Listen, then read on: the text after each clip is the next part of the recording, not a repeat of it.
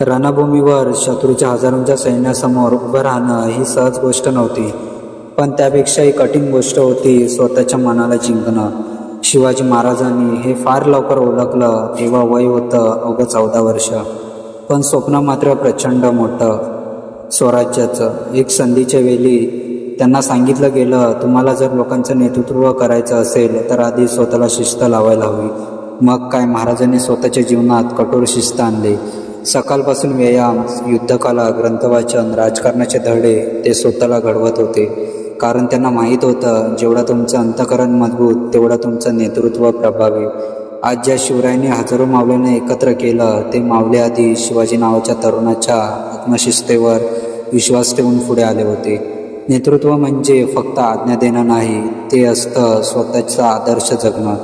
जर तुम्हाला इतरांचे नेतृत्व करायचे असेल तर आधी स्वतःवर नियंत्रण मिळवा.